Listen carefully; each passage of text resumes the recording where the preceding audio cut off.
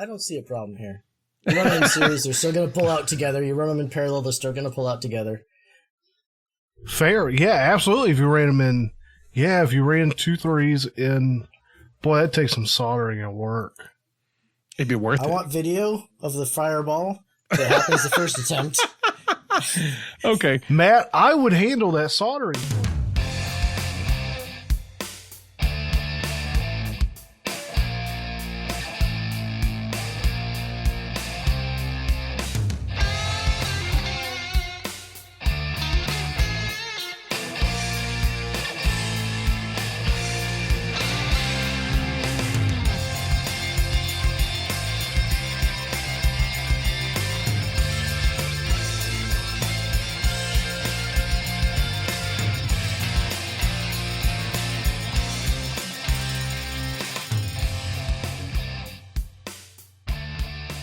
Hello and welcome back to the Aviation RC Noob Podcast. This is Joe. And I'm Matt. Hey, you hit your cue. I know. We're on, episode 57. We're going to talk about some games that we can play out at the field. And we have a special guest today, Jesse Hampton. Jesse, how you doing? I'm doing great. Thanks for having me. Yeah. Thanks for having you again. We actually had Jesse on our Flight Fest episode, I think episode 54. He was out with us. Whatever one it was. I believe it's 54. I remember looking at it just a little bit ago just to see which one it was. Jesse was with us all at Flight Fest, and every night we did our sit down to chat about what in the world we did that day, which was a wonderful haze of nothing but flying and RC airplanes. Jesse that was a good time. Yeah, Jesse, you were in on every night talking about all the nonsense we did. Yeah, that was a completely different style for us. So thanks for joining us on that journey, Jesse. No, it's my pleasure. Yeah, awesome. So, Jesse, where are you joining us from? Tell us a little bit about yourself for the guests who don't know. Oh, I am near enough to Portland, Oregon.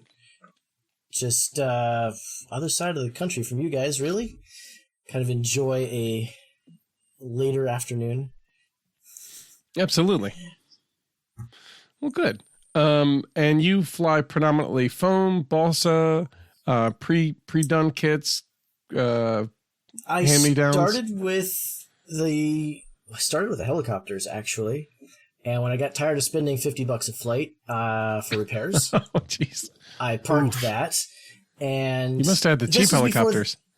No, they were, a smaller one, like the 400 size. Oh, yeah, you had size. the cheap ones compared to the 700 size. They're like 150 a flight. Long enough ago that they didn't have stabilizers in them.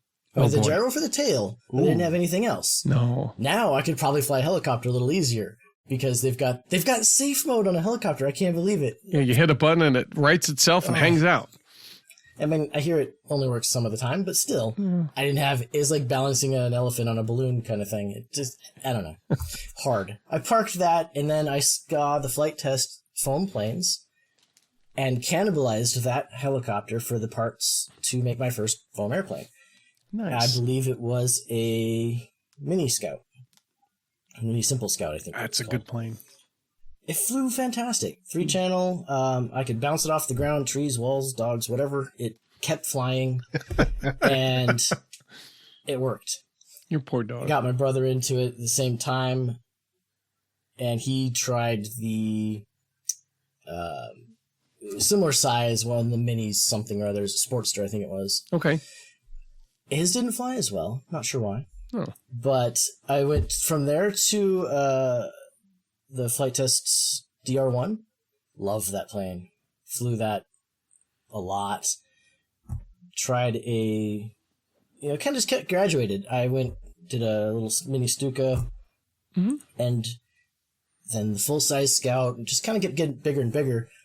And then one I flew the most out of foam was probably Chris's Kit Fox that he'd made, the 50-ish inch Kit Fox-ish model. Oh, that's right. I forgot he made that one. Yeah, nice.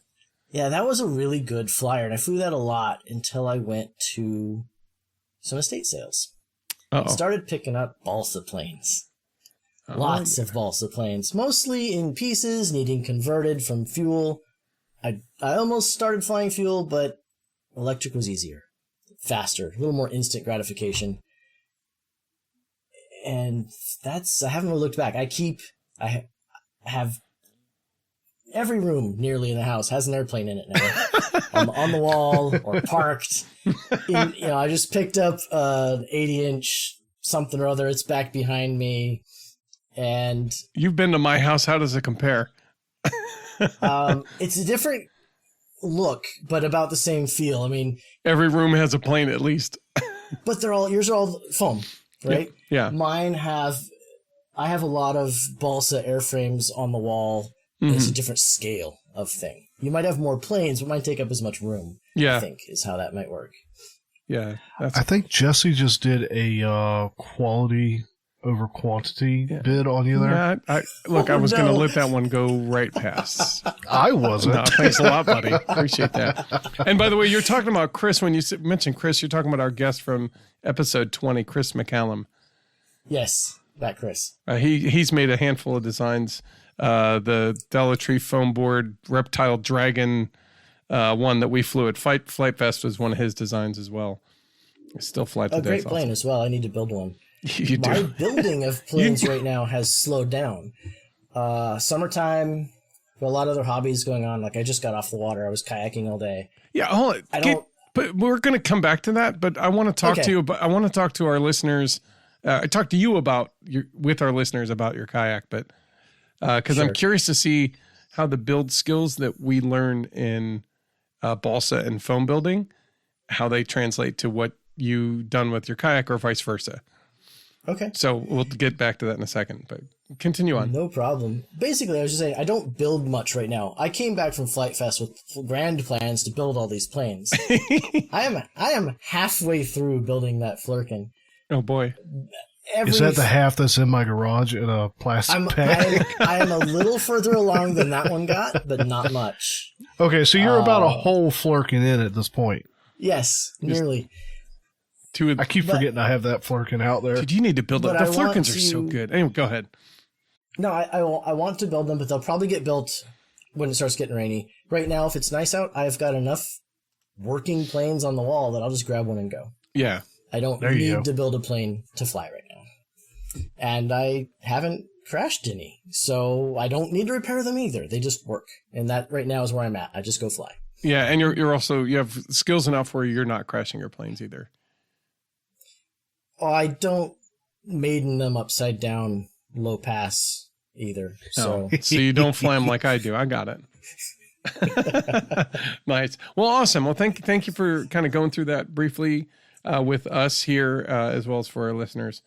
So what we're going to talk about this episode, besides talking to Jesse a little bit more about some of his experiences and getting to know him a little bit more beyond what we learned in Flight Fest, I also wanted to spend a couple minutes about talking about basically the kind of fun you can get into. I know we've talked a little bit about it, but some of the contests that you can have at your local club or at Fun Flies, or just when, like, if Joe, you and I get together, like any one of these are on the table of things we might want to try if we have the right kind of planes. We talked about the Stuka last time, and the Stuka is a dive bomber, which there's definitely a contest for that's perfect for that kind of plane if we decide to both build something like that and try a dive bombing competition. So anyway, we'll get into that in a little bit. But before we do, I want to thank all of our patrons who've helped us out so far.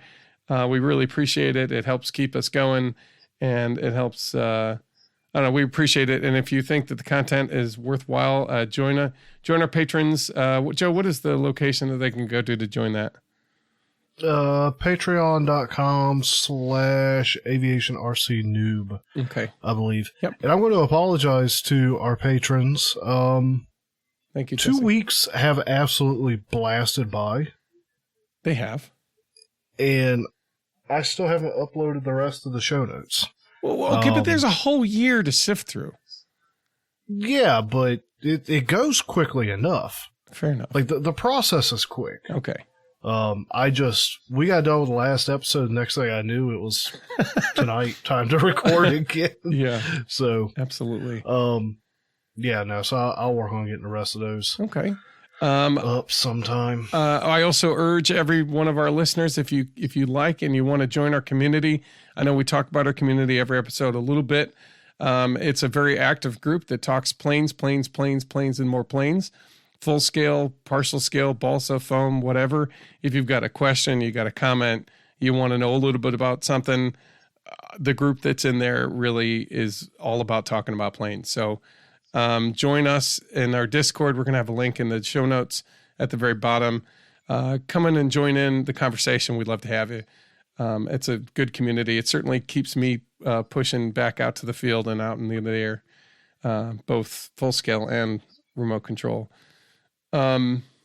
So please, if you could, we'd love to do that. Also, another way to help us is just spread the word. Just let people know about the podcast, have them come out and listen to us and see if it's something that they would enjoy as well. It's something that you and your friend could talk about on top of the RC stuff that you do. So it'd be a big help. We appreciate it. And what better way to advertise and spread the word than wearing your new favorite t-shirt or hat? Oh, t-shirts and hats. What? Say it again? Yes. So, with cheesiness aside, Matt and I have been working on it kind of a little bit. We toyed around with it. We went ahead and got a little bit of a limited merch shop up and running. Yeah. So main thing that we wanted to have available was the listener mug and some sort of t-shirt. Mm-hmm. So there is a mug that can be got if you enjoy drinking coffee or tea. Or that's for our listeners. Says, it's got the podcast logo on one side, the other side. It says, I listened to hours of this stupid podcast, or I listened to hours of this podcast and all I got was a stupid mug. Yep. And we may just have also podcast listener, I think is another one we might have on there. If we don't, we'll have it shortly. I don't see that one. Yeah, we'll get that one out there shortly. And that mug is my favorite piece. I use that mug a lot. Awesome. Yep. And then we've got like a bucket hat and then a couple t-shirts. There's not a ton there because, I don't know, like merch and swag isn't my strong point. So if you're looking, you're like, hey, I got this idea for a shirt. It'd be pretty cool that feel free to reach out and let us know. Yeah. Or just, as Matt and I think of something clever, we might throw it on a shirt and have it there. And have it there if you want to join it, right? And I'm not really sure, like, it's a weird public address to this thing. So link to the shop in the show notes, and I'll throw a link on our webpage. Absolutely. Okay. Oh, good. I almost forgot about that. Thanks, Joe. Yeah, I got you. At this point, I think we're going to go into the community items that are happening. This is going to come out on Saturday morning. At least that's the goal. Within hours of its release, if you're listening to this, go quick.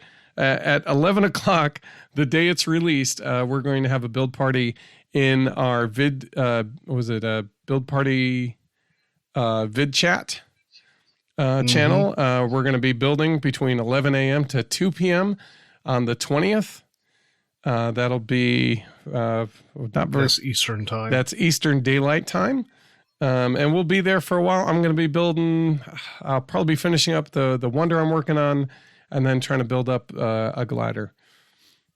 And I'm not sure what you're going to work on, Joe, if you're going to be there. And then otherwise, just pull us up to your build table. Let's chat planes. Let's have a good time. Or be like Jesse, who shows up and just talks and never builds. I have a hard time doing two things at once. So, talk, build, and I'm just now being able to listen to your podcasts regularly. I'm quite proud of that. I found a method that works. I can do two things at once now. We'll talk about that in a little bit because we're going to come back to you. Will we? Yeah, we're going to talk to Jesse for at least a little bit more. Find out some things that he's been up to, and then we'll get into our topic. You got more housekeeping stuff? Yeah, just a little bit. I know I mentioned something. We've got a special channel. I think we even have a link to it. Let's see. We've got one of our listeners, Yankee, was it? I want to say 2003. I'm going to get it wrong now. because, I'm thinking about it. Yankee 2003. I get it right. He's one of our listeners. I believe it's Mike, and he started a thing basically where he's on the flight test forums, kind of figuring out what are some of the best and cheapest ways to pull together a really good quality looking paint job, something that turns a regular foam plane into something you can be really proud of. So he's pulling together a bunch of ideas and tests. So if you've got a couple of ideas that you think he might be able to use to help other people make spectacular planes, by all means, follow the link we'll have in the description down below. It's a link that goes to the flight test forums, his specific forum page on that, where he's building a Spitfire. The goal is to make a Master Series Spitfire look phenomenal for very cheap. So if you have ideas, he'd love to hear them. I know we'd love to hear them in the forum. You can go into the general chat and just shout it out and just say, hey, Yankee 2003, I got an idea. And I'm sure he'll be listening. So nice. Also, if you have AirVenture pictures, stuff from Oshkosh or any kind of event, we would love to see what's been going on, because we can't get out to everything. And I love seeing the pictures of some full-scale regalia on some planes, as well as some of the neat products and neat ideas that have been kind of at these different events. I believe we have a text. Believe we have a text channel dedicated to it. So we're gonna.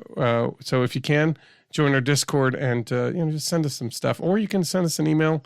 Going through our website, you can just send it all. You can also send it to aviationrcnoob@gmail.com, and I'll reach Joe and I both. All right. I think at that point, it brings us out to what have we been up to? So okay, what have you been up to? I've been sick. I've been incredibly sick for like 2 weeks. What happened? I got bronchitis Monday. I had the sniffles. By the end of Monday, I was coughing pretty hard. By Tuesday morning, I was trying to breathe, and it kind of stayed like that, very exhausted on the couch for like a week solid. It's something that I haven't had happen to me in a long, long time. By Thursday, I was able to pull myself over to the doctor. He said, "This isn't good." He sent me for some chest x-rays.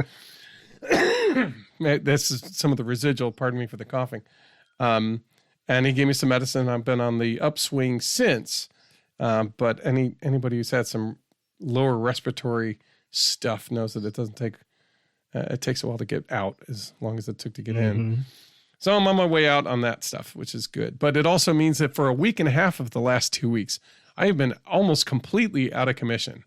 And it really stinks, because I had a lot of great ideas I wanted to test and then fix and then test again and try a new one and do that again in the week, which I was ready for. And then no, it just didn't happen. But I did get out a little bit I had the Bandito ready. I realized I've had it ready for a while. I was like, you know what? Let me just double check that all controls are working. I'm going to fly that one. And I also maidened a Flying Shark Jr., which is basically like a 5-inch prop size little shark that's supposed to fly through the air. Baby. No, not baby shark. I called it Shark Jr. on purpose. I can't tell you how many times I've had to sing that song to some scouts. Junior Shark. All right. Okay. Sorry about that. Apologies. That's it. We're done. All right. That's it. That's the episode. Have a good time. All right. I'm just kidding. And then the Savage Pan 240. I kind of went through it with a little bit more of I don't know about a finer tooth comb, but I spent a little more time with it and made sure that all the surfaces were working in the proper direction and the proper amount.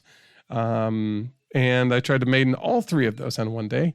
And I had the Bandito cracked in half, the wings split in half, and the front went all crunchy. So that'll either have to be a rebuild or something. So that one's dead in the water for now. The Flying Shark tail fell to pieces by the time, and I couldn't get that to float, let alone fly. So I'm rethinking how I want to do that. I think that has something to do with the dorsal fin, not the dorsal fin, but the side fins. I can't think of what they're called. Pectoral fins. Thank you. Pectoral fins. They're called what? Pectoral. Pectoral fins. Yep. Makes sense. Yeah. Okay. Yeah, I looked that up earlier. I totally forgot it. Thank you, Jesse. It's okay. I've been living with fish people for a long time now. Yeah, that's right. Your wife is a fish person in a big way. Fantastic.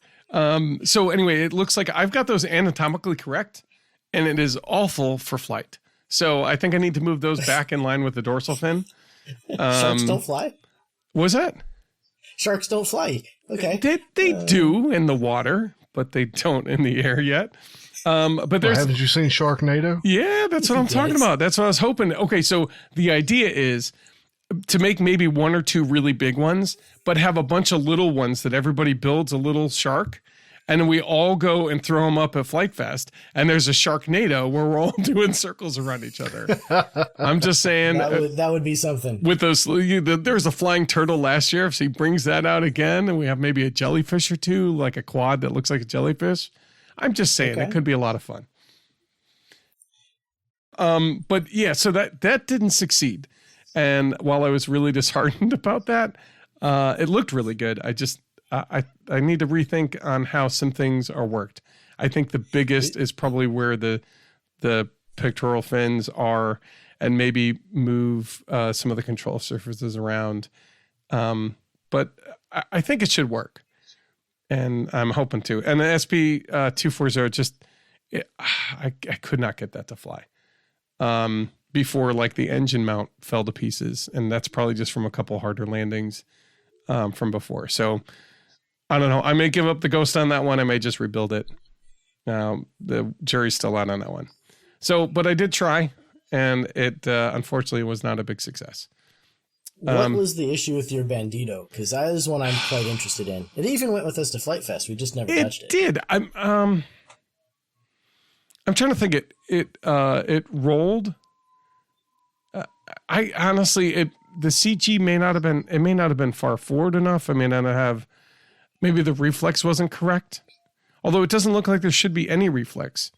But I mean, ultimately, I know that most flying wings kind of have some sort of reflex to kind of counteract. Although it's not quite the same as a flying wing, but it's pretty close. Okay. I really, honestly, I'll have to go back. I did get some footage, so I'll have to take a look. But basically, it was pretty unstable. I'm just, like I said, that is one of the kits I will be building. I was going to build it in balsa, but your design in foam looks just as good. Yeah, it's about the same. Just as good. And I'd rather crash that. Well, so I think what I'm going to do is that one's going to have to be rebuilt at this point. It could be that I didn't have big enough throws. Like I have like little tiny arms on the servos themselves. So I either need to reposition where they are on the wing, maybe lower them down so the throws are bigger. I don't know. But I'm probably just going to have to rebuild that one and see if I can make it bigger, even though that was the exact scale that the balsa was. But by making it bigger, it gives me a little bit more leeway to figure out exactly how to get it to fly right. So it's not dead in my head, but that version of it is gone. I'm gonna have to rebuild it. I'm actually curious again about the foam board Dragon. I mean, we really like that plane. Have you flown it since Flight Fest? Yeah. A couple times. And every time I do, I get a comment from somebody at the field going, "Dang, that thing flies good. Look at that." Have you redesigned the control surfaces so it turns going fast, or that's a feature now? I like to call it a feature. Last time I flew it, either somehow I'm not getting the same amount of punch out of the motors, or maybe there's a different elevation, or I don't know what. But basically, the surfaces still work. They're a little slow, right? Like they're a little slow in actually working, but they do work. They don't completely fail like they did at Flight Fest. I don't know. Okay, that's improvement. Yeah. So, I mean, maybe, I don't know. It seems to work okay. Last time I flew it, I busted the tail a little bit, like I cracked the tail. So the seam between the main body and the tail section had opened up a little bit and loosened. So I had to basically reglue that and put some tape on it. I haven't brought it out again, but everything else about it is like still solid. So, I don't see any reason, despite it going through the paces and then some. That is another I'm going to have to build. It is durable, capable, and a lot of fun. Oh my God. Plus you can put a lot of battery in it. Like I'm using the 6S battery that you had, the 1600 6S, but you can put in there like a 5,000 amp hour 3-cell and have that thing just fly for days. not kidding at all. And that was with stuttering motors. Now that the motors fly fine, because I resoldered, reflowed all the solder, I really just need to get a good FPV system on there that I can rely on, and I'll just be flying that thing for days, and I'm looking forward to it. So it really is pretty versatile. Now you just need an internal switch to go from 3S to 6S in flight. Don't give me ideas. Don't give me ideas. I got a good idea. That's here. A good idea. 2 3S batteries side by side, and you just go bloop, and you click it, and they both, rather than being parallel, they go in series, like a series parallel switch. That'd be messed up. You don't want a relay. No, I know. Right. You'd have to be an electric relay. But at the same point, like that's not a good idea, because if you have half your battery that's like, down by 20% as far as capacity, and you switch it to be series, now all of the juice that's in the one that's full is rushing into the three cells that are now 20% less. And that's going to potentially create a big problem. That's the reason why when you charge batteries, they have to start at the same voltage. And you want to balance charge them all. I don't see a problem here. You run them in series, they're still going to pull out together. You run them in parallel, they're still going to pull out together. Fair. Yeah, absolutely. If you ran them in, if you ran 2 3s in, boy, that'd take some soldering and work. It'd be worth it. I want video of the fireball that happens the first attempt. Okay. Matt, I would handle that soldering for you. I'd do that. I'm not. We just have to figure out how. If it works, I want credit. We probably need a solid state relay. Yep. And I'd have to think about it, because we'd want for in parallel. That's no problem. It's just hooking them up. No, you're literally just doing a switch from like loop versus making it a parallel. Yeah, but you gotta be able to make it. You gotta be able to make it in series without also still remaining in parallel. Yeah, no, we'll have to figure it out. It's a worthwhile endeavor, that's for sure. I'm sure it can be done.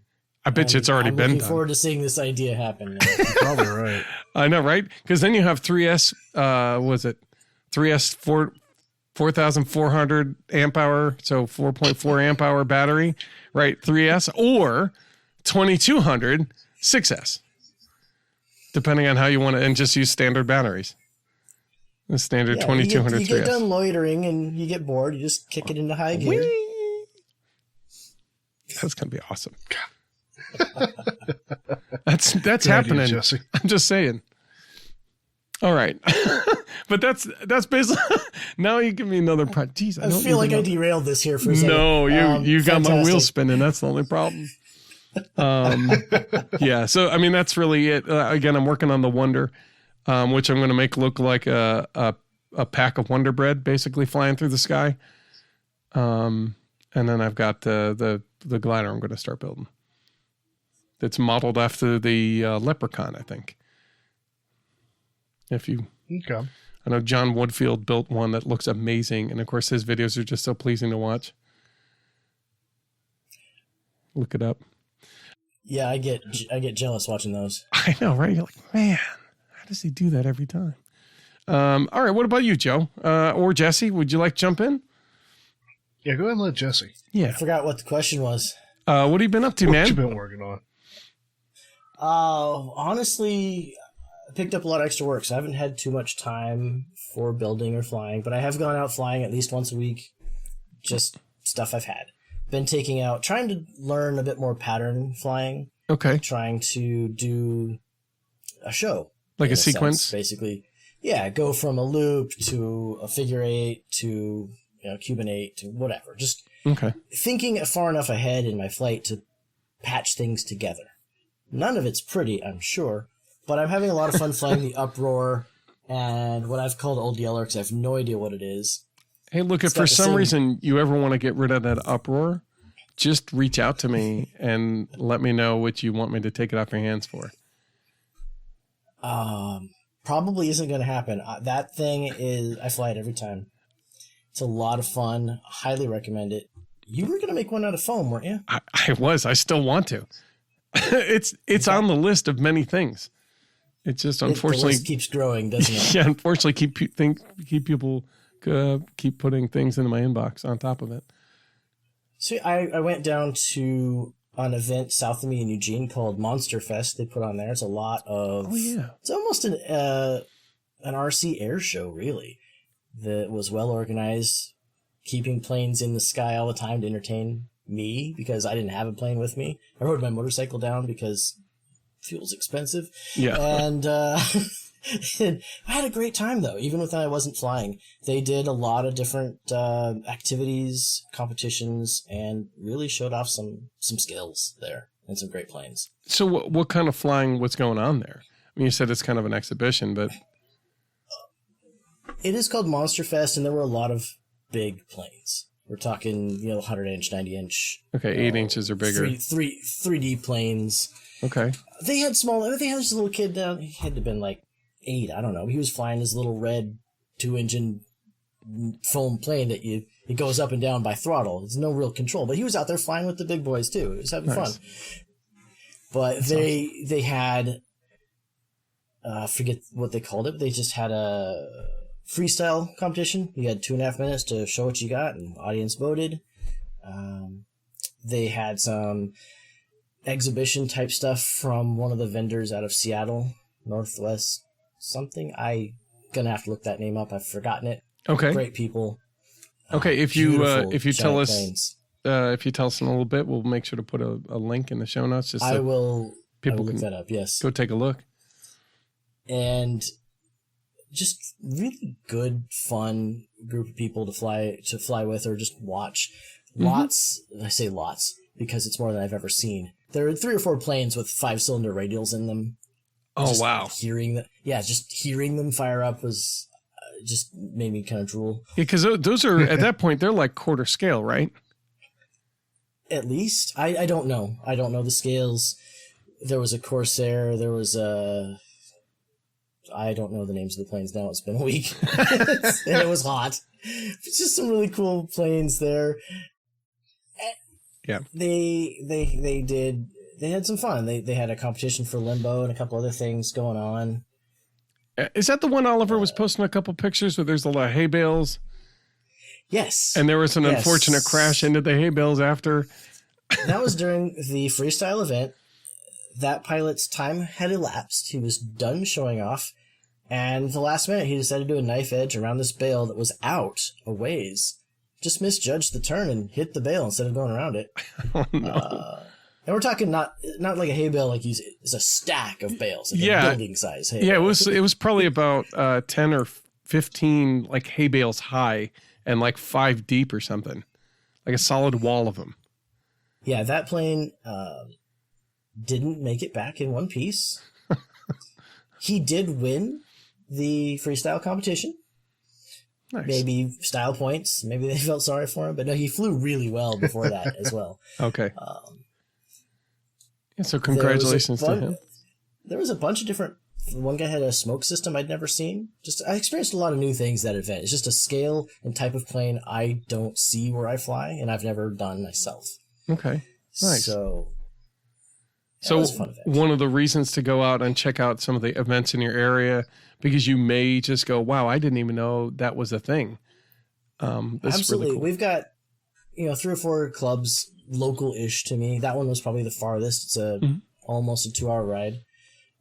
But there are other clubs close by. They've just got a different group of people and a different mindset and type of flying. And you might find something you hadn't been exposed to. Excellent. Well, that sounds awesome. That's a good way to spend a weekend.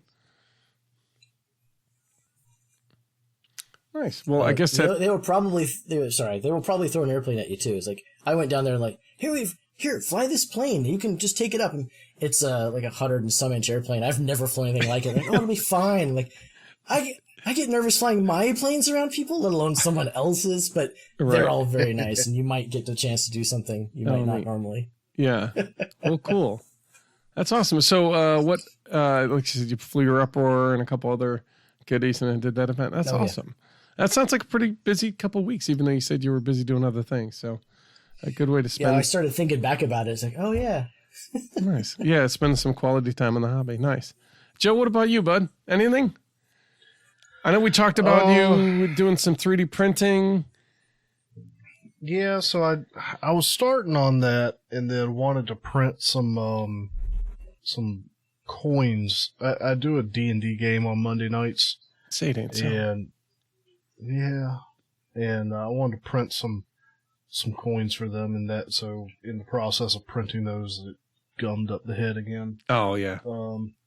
So not really a whole lot there. And then, did you ever get that figured out? Not yet.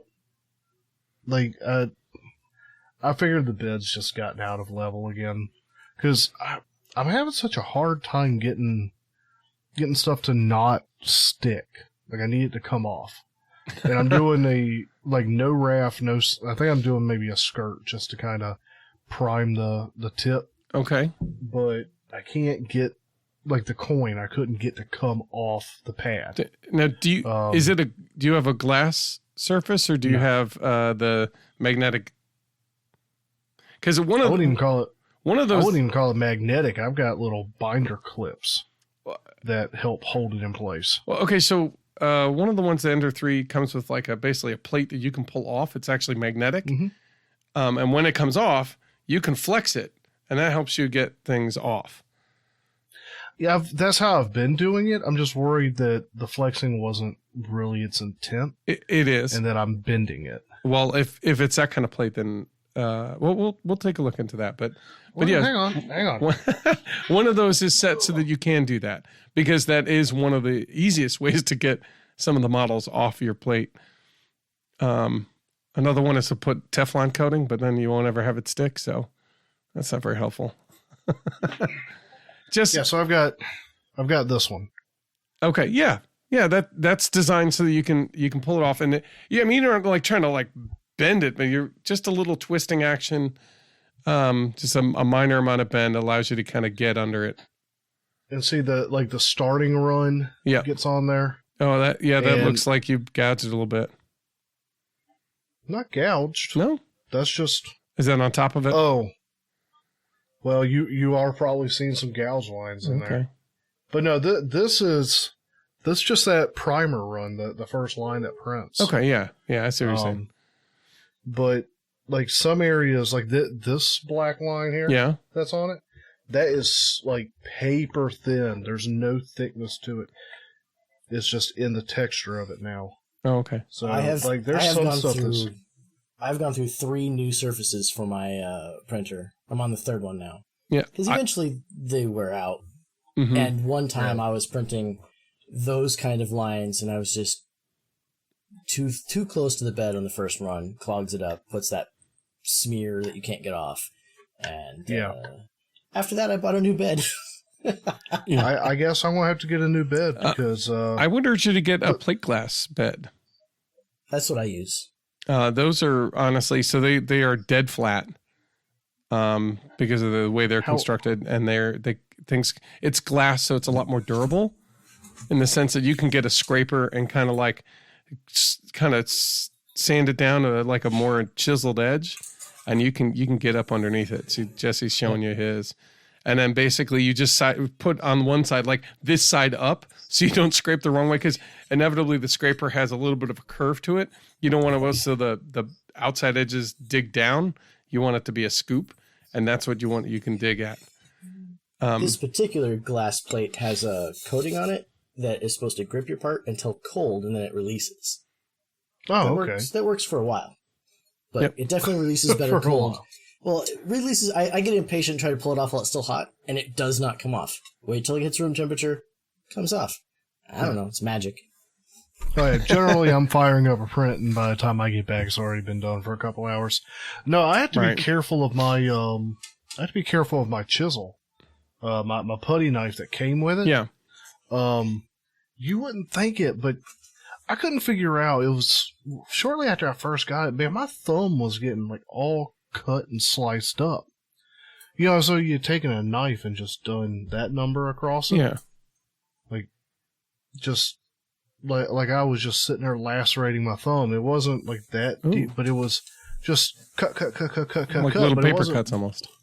Yeah, and I was just like, where are all these cuts coming from? And I had them on a couple fingers, and I could not figure out where it was coming from. And a couple of them got real deep, and so I had my thumb all like calloused and hard skinned, and like I went in there, you know, peeled it out and all that. But come to find out, it's that putty knife. Huh.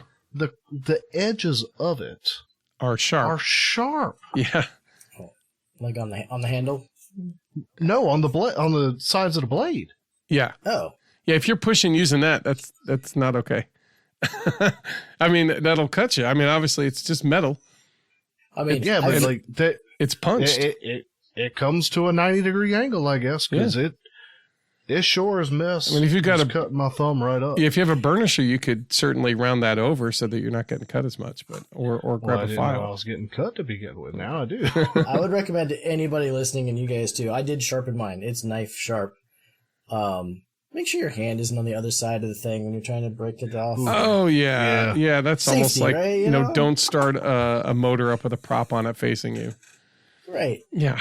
You only do that once, though. I tell you. Yeah, hopefully. Yeah. Okay. Anyway. Well, so, okay. I'm sorry. Look, 3D printing is now an integral part of this hobby. It seems for a lot of hobbyists. So that's kind of why I wanted to get into that. Like, what are the things that are stopping you from getting further down this part of the hobby? Right. Laziness. Well, that's not entirely true. Like you hit a snag, and we all hit snags, and they kind of like, boy, I can't finish this rest of this project. I have to move on to some other part until I can get time to really address the issue. So I'm curious to see what kind of issues you're running into, because you're not the only person who runs into that issue. Jesse and I have both run into that exact same issue ourselves too. The printers are their own hobby. Mine, be careful who you show it to, because everybody at my field now wants me to make them airplane parts. I just made a canopy for a guy for his airplane who didn't have a canopy, so you know, cowlings, whatever. It's like, oh, you have a 3D printer. Oh, hey, let's talk. Yeah. Just start charging. Yeah, they'll pay. Yeah, start charging. Next thing you know, you got funds to get a second one going. Come on now. Nobody said it needed to be a business. I mean, personally, I'm just getting enough. When you when you got the second one, then you have the capacity to do the stuff that other people are asking you to do, and you can still get your stuff done. This is like, well, yeah, that's why I bought the second one. Well, I do have my eye on a new printer. I haven't done that. I keep like, no, I've got one. I don't need a reason. I just need to sit down with my a.a.a. and actually get the darn thing running. I'll have to. But it hasn't been worth my time in a long while. Anyway, all right. So other than the 3D printing that is kind of on hold for now until you sort out your nozzle issue and or printing bed. I know for a long while, I was just taking literally painter's tape and like masking across with like wide painter's tape and then putting just a little bit of glue. And that way, if it ever got too stuck, I just take the tape right off the darn stuff. And then I can work the tape off the part or sand it if I have to or whatever. But I wasn't ruining my print bed ultimately, as kind of what I did that for a little while with my A8. But ultimately, if you can, wait for it to cool completely, and then I would say get a putty knife, but sharpen the edge so it's a fine point, so you can really kind of get under that front edge of your piece. Because once you can do that, usually it comes off. Once you pry up that front edge a little bit, if you haven't cracked your piece, you'll if I never get the putty knife under it. Yeah, so you want to sharpen that for that reason. And again, don't put your hand behind it if you've got a sharp putty knife. You will stab yourself pretty good. inevitably that's when you're going to like, it'll come off easy. And that's, you don't want that. Anyway, nobody needs to go to the hospital for that. All right. Were you working anything on anything else with the hobby? Not terribly. That's right. You said it's been busy. Getting the man cave cleaned up a little bit for the build party, but then I'll probably also just be building out in the garage. So, okay. All right. Well, look, I mean, honestly, cleaning up your own space for the hobby is always, and that's, unfortunately, that's a necessity of the hobby, I think. The perpetual, boy, I do need to clean this up, don't I? Mm-hmm. Yeah. Well, this Saturday I'll be building something. No, not sure yet. Not sure what yet. It'll be something. Okay. Well, good. I'm looking forward to it. Figuring out what. All right. Well, I guess that brings us around to talking with Jesse, letting us know a little bit more about Jesse. If you want to see what Jesse looks like, he and I are featured. Okay, I don't know if we're featured, but Peter Sreeple has sent up his like 34-foot monster video from this last Flight Fest. He put together his own video. Well, apparently he was piloting it from directly behind Jesse and I. I'm in the blue shirt and Jesse's in his derby hat. And we're both standing there, flying our plane. He was my spotter during that combat. So we're in there a couple different times, if I recall right. So what you're saying, if they want to see us from our backside. Yeah, if you want to see our best side, it's certainly better than the front for me, at least. I would say that was a really well put together video. It really showcased that combat. Yeah. Well. Yeah, it did. I think better than all the other combat videos that I've seen for that combat. It was cool. Yeah. And I think the plane we were flying was featured in it at 11.03 seconds, very specifically, because it zooms past in that second, almost takes out the drone flying next to it. I'm trying to think. I zipped over top of the motors and came around. Yeah, you came over the nose and motor section of the giant plane, and as you were diving back down, nearly took out the drone. You got a beautiful view of the underside of your plane at that moment. At that moment, right. It's like one very split second frame that covers and it'll be a dragon motif on the bottom because it's Chris McCallum's Dollar Tree foam board dragon, reptile dragon replica. So I did the dragon motif on the bottom. Again, that was such a good combat. So let's talk about, now that you've gotten back from Flight Fest, what have you been doing a whole lot in the hobby? Have you been taking a break, or was it just sort of like, okay, that was a lot? What's the fallout from all that? I didn't fly for about 2 or 3 weeks afterwards. I just picking up pieces from being gone, picked up a couple jobs, but then when I finally got back out to the field, I went like 3 or 4 days in a row. And I actually started talking to a couple of the other pilots out there about doing combat. Oh. And there's one other guy at my field that's like, yes, we need to do this. And everybody else is like, oh, I don't know. But we're going to start with ribbons, at least. Okay. And try to cut ribbons instead of destroy each other's planes like we do it in Flight Fest. So at least we're going to start with combat as in a ribbon cut and see how that goes. Just to get used to flying close with another person that you somewhat trust in this case. Now that you've had that experience of being out at Flight Fest. And we're hoping that it'll become more and more popular as people at our club see it. Mm-hmm. Maybe more people will want to join in. Now, most of the pilots there have store-bought foam planes or big balsa planes, so they might be cautious of wanting to get close to other planes. Okay. So we might also teach them how to make a nice, cheap foam plane. Who knows? Right. Let's see. I know there's a couple EPP foam wings that are probably good candidates for combat because you could bounce them into stuff and into the ground and all that stuff, and there'll be almost no consequence to it. I think it's a Bonsai 2, like 600 millimeter, like little mini wing, and it's basically, I think it's made from EPP. kind of hot cut out of that material. And EPP foam is very resilient. Okay. I imagine our games at the field may escalate. This other pilot that we're talking about doing combat, he's regularly out there doing, head-to-head passes with two Avanti, crossing paths and at 110 miles an hour. So he'll be fun, I think, to get some excitement out there and try that. Yeah, that'd be fun. As a matter of fact, it's almost like the same conversation we had at my field, which is part of why we brought up the topic we did today. Because we're just like, does anybody want to do combat? And I'm like, I've got the same kind of crew like you do. We're like, I don't know. And I'm like, here's the deal. I recognize everybody's worried about safety. And with any kind of combat, if something goes wrong in a plane, there's always a concern that the plane's out of control. It could be a danger to somebody. I said, from my experience, I've been to 3 or 4 different flight fests and watched 3 combats a day for 4 days in a row with hundreds of pilots. And I'm going to show you a video here in a second. I'm not kidding about hundreds of pilots all going around. I said they've made some safety improvements over the years, and I think they're good ones where you pull a little bit away from the spectators. You start your combat there, and you throw it out even further.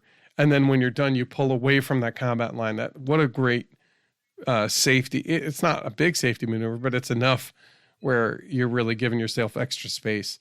But the combat's easy to see. So, being 20 feet or, 100 feet behind the main line isn't an issue. So I had the same kind of deal. Like one is like, dude, I'll build one, I'll build a foam thing. We'll be all right. I'll see you out here next week. And of course I reached out to him specifically. It's like, I've been on the couch all week. So yeah, I'm not going to be able to get one. He's like, dude, it's been rough on my end too. How about, not next week. How about at start of school?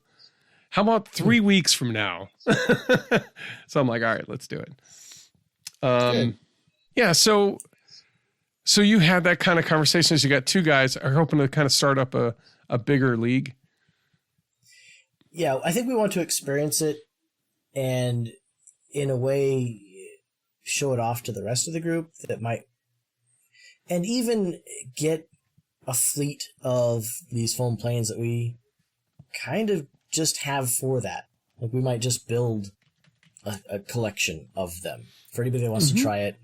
Let's go. Don't worry about your plane. Don't worry about my plane. Just they're kind of almost disposable. Like you build one for you, and then you have like an extra one. Be like, look, just do you have a receiver? Just put it in here, get it running, and I'm like, let's do it. So if this is all still, back of the napkin plan kind of stuff, we haven't done anything yet, but there's interest.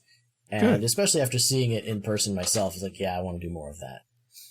Okay, perfect. I even see here that there's what looks like it's EPP, but it almost looks like a KMF step wing. It's even simpler. Anyway, cool. That actually plays in better today than I thought it was going to. Let's see. What did you think about needing a spotter in the combat? Do you feel like, at what point do you think it is necessary to have a spotter in a combat? For the combat, I thought that was perfectly reasonable. Yeah, I think that was perfectly reasonable. We had 100 planes in the air and 100 people or plus, lots of people flying, lots of people spotting. And yeah, at that scale, absolutely. In fact, when I was spotting your flights, I really didn't watch your plane. No, I noticed. Because you are focused on your plane, and I'm focused on things that might be coming in to hit you. And that's the idea, right? We've got chaos in the sky. And, I've dumped my plane as it came towards the audience because I knew I was coming towards the audience, so I just dumped it. Somebody else might not have that reaction time or even know their plane is going towards the audience. And so your spotter's there to tell you to duck. Yeah. Really. Yep. So it's not about you being safe flying. It's about protecting the pilot that's flying, really. Now, if there's When would just... you... Go ahead. Sorry. No, I was just saying, when there were just a few people flying in the morning, no. Even when there was 20 planes in the sky and it wasn't combat, the risk isn't there. You're not trying to knock each other out of the sky. Then I don't feel it's as necessary. But at an event like that, a blanket statement is easier to enforce than when is this, when is that, did we have enough people? Mm-hmm. So for Flight Fest, a blanket statement, always have a spotter, worked because you didn't have to question when do I need a spotter. Right. Exactly. That was pretty simple to follow. I know local fields, we've got maybe 30 pilots on a really good fun fly. I can imagine not needing a spotter for much of that. Maybe having 2 safety guys, safety monitors who have like an air horn, like they have a Flight Fest where you're just saying like, hey, there's one coming close to the flight line. Everybody kind of watch out. But I think that's naturally going to happen when you're at your own club or if you got a small event. The audience is watching. Yeah. It should be announced that to the audience that, hey, keep an eye on the skies, or if somebody yells, look out, do that. Yeah, right. Everybody should kind of be a spotter anyway. Mm-hmm. You should never be near flight line and ignoring it. Yeah, that's for sure. Okay. All right. Well, so one of the things I've noticed is that as I've watched you, because we've been on the forums a bunch together, that's how we got to know each other personally. You started with foam and you moved to balsa, and you've kind of come back to foam and went back to balsa. You've kind of gone all over the place. So what's your take on all that? As Joe and I know I've been kind of leaning out towards the balsa end. I haven't fully set up an area to just get hog wild into it, but that is coming quickly. Especially as I look at all my balsa kits going, why haven't I started that? I wanted to know, like, what's your thoughts and what was your journey? Well, as I stated earlier, my journey was foam, absolutely.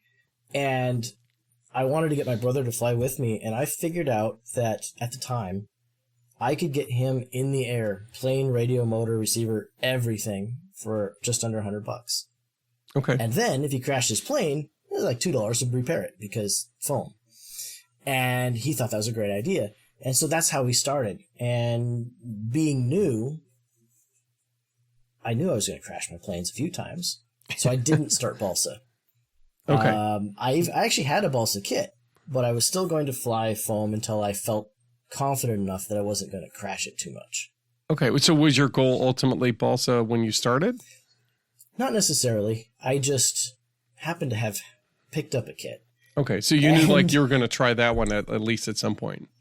I like building things. I like trying new things. I like teaching myself new skills. Whether or not I follow through in the long run, I've learned that skill, and I wanted to do that with planes as well. Okay. So nice. I made the balsa planes.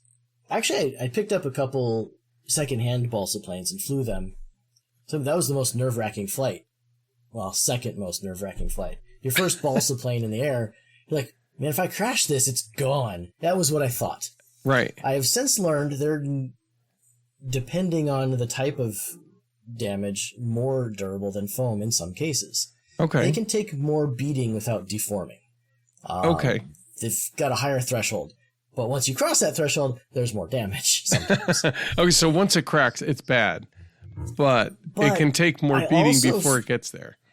And then I also found that wasn't as scary either. Before I even flew the Uproar, I broke the tail on it. I had a battery with the Velcro side up, the grippy side of the Velcro up on a shelf, and it just caught on my sleeve or something, fell onto the tail of the Uproar, cracked the tail in one of the elevators. And I was devastated. It's like, balsa, what am I going to do? 5 minutes later is stronger than ever. It's not like foam where there's always going to be some extra squishiness or extra glue there. I don't know if you ever like, I did this as a kid in school a lot. You break a pencil and you squish it back together and it looks like it's not broken. Yeah. That's what balsa does. And you just put a little glue in there and it's good as ever. Okay. And I also just put in a little extra, gusset or something in there, ironed the paper back down, and it was like it never happened. And I was shocked because in foam, you can't ever get it to its original state. Yeah, it doesn't come back. So, and I just picked up at the last big swap meet we had a 90-inch glider, and it's polyhedral. Okay. So one of the tips that bends up a bit was really floppy, and it had some ribs that were broken in there. So I just peeled the paper back, plastic, whatever the covering is, and straightened it out, put the pieces back they were, put some CA in there. I added, in that case, a couple extra pieces of wood to strengthen it up. It's good as new. You can't tell it's been broken. Okay. So they are repairable, unless you really come in and destroy it. Yeah. How much work do you if you dump it in rebuilding those first, it might be done. My very first balsa plane that I built from scratch, that was the most nerve-wracking. But it flew so well. It flew brilliantly. I have broken one of mine on Maiden. It was I suspected the design before when I built it. It's like, this really should be stronger. But I built it to the specs of the plans, and it turns out that's where it failed. I came in a little hard, and the tail fell off. It literally broke in two. The empennage just straight in half. I haven't fixed it yet, but it's the same idea. I'm just going to put the pieces of wood together, glue them up, put a few splints on it, probably be good as new. Okay.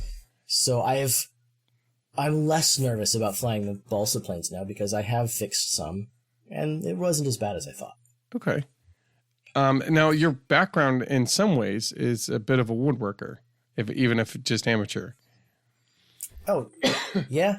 Let's talk about one of the things that you were using today that you had built yourself. And yes. I want to know kind of how does that construction method, does that play over into what we do in RC, or what were some of the skills that carried over from woodworking? Actually, I built it first before I started building what'd you planes. build? Oh, sorry. I built a cedar strip kayak, and it took me a couple of years in the garage because it was kind of an off and on project. But it builds, looking back on it, very similar to some of the balsa airplanes I have. I took from plans, it was a 16-foot kayak that I stretched to 18 and a half feet because I wanted it faster, basically, and carry more weight. So I modified the plans already. I get after people for modifying the airplane plans. And of course, I stretched my boat straight away. But it has a strong back, basically your build table, that you attach a skeleton to. It's the ribs of an airplane, of the fuselage ribs, basically. All right. That you then take strips of cedar and form along those ribs, glue it all up, and when you're done, for a kayak, you just pop the ribs out. You don't use them once it's done because it's a fiberglass wood construction. It's strong enough.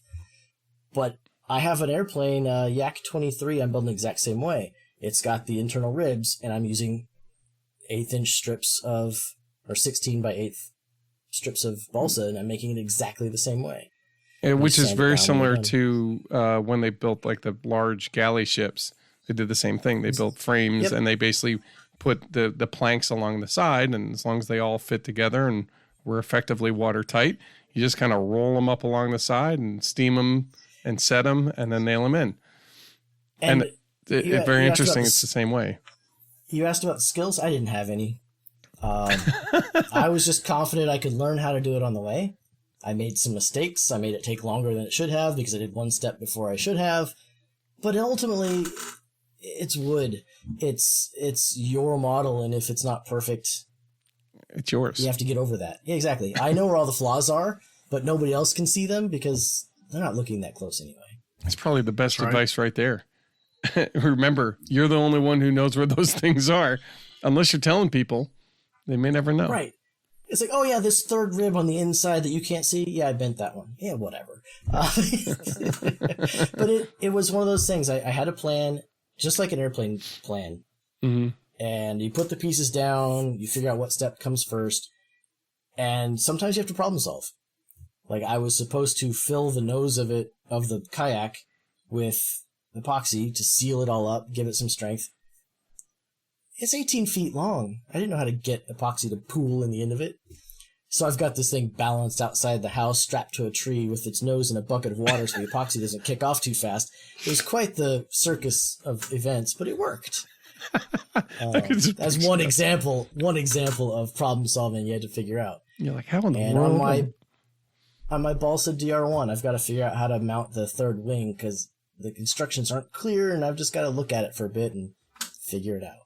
Yeah, exactly. Well, good.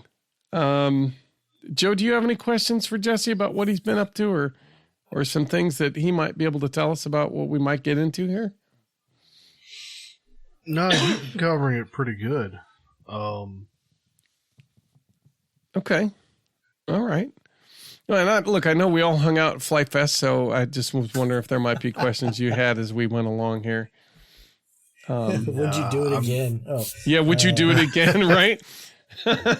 Have you already got the plane ticket for next year?